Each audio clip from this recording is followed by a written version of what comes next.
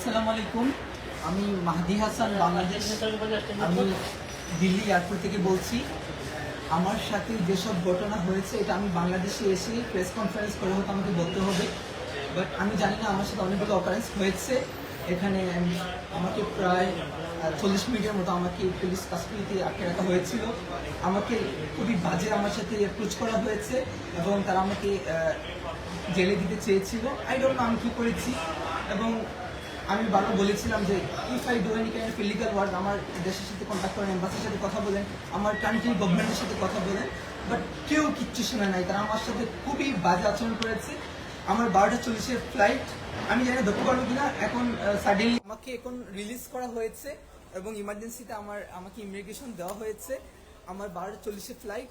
আমি বাংলাদেশের মানুষকে বলবো যারা আমার জন্য টেনশন করেছেন, থ্যাংক ইউ এভরিওয়ান।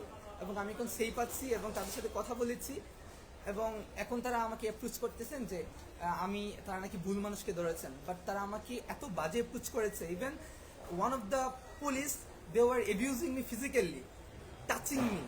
সো এগুলো আমি বাংলাদেশে এসে বলবো একজন ইন্টারন্যাশনাল প্যাসেঞ্জার কীভাবে করা উচিত কিনা। So thank you, I am safe now. এবং তারা আমাকে যে অ্যাপ্রোচ করেছিল যে আমি এসআই সন্তোষকে কিল করেছি, এজন্য আমার মোবাইলকে even as I international passenger তারা কি আমার প্রাইভেসি চেক করতে পারে?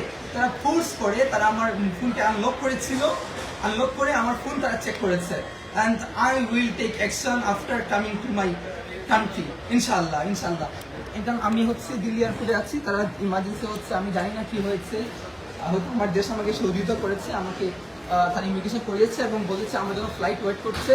তো আমি গেলে পর তারা কী করবে। তো থ্যাংক ইউ বাংলাদেশ। এবং আমার এডমিনদেরকে বলবো প্লিজ এটা কি ডাউনলোড করে যেন আমরা রাখি, কারণ আমি জানি না আমার সাথে কি হতে চলেছে। আমার 12:40-এর ফ্লাইট। আল্লাহ হাফেজ। বাংলাদেশে দেখা হবে ঢাকাতে।